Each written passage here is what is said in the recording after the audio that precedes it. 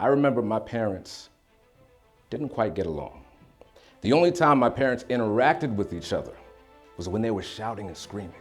One day at 7, I asked my mom in between the arguments, I said, "Mom, why do you and Daddy fight so much?" She said, "Son, the day that your father knew that you were on the way, our relationship changed." And she said to me, "Son, your daddy didn't want you to be born." And so what was my response? I grew up hyperachieving, trying to prove to my father that I was worth being here, trying to prove to my mother that I was worth not aborting. I aimed to have the biggest muscles in the room.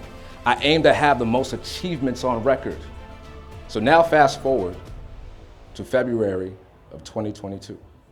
Now at this time, I was at the high echelon of the ladder as a Massachusetts state trooper. I had money, more money than I've ever seen in my life, but I was not present. So this one morning, I found myself in the DCR municipal building, in the second floor bathroom, in the biggest stall I could find, on my knees, with my service weapon to my head. And I thought for a second, if I just let it go, I could stop hurting and feeling like a failure. I decided not to go through with it. Wasn't brave enough.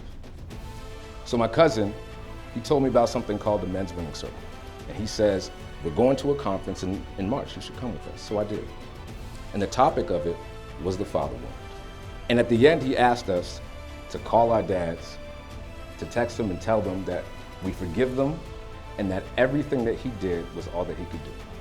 And in doing that, I was finally released from that little boy's hurt because I got connected with other brothers going through the same thing.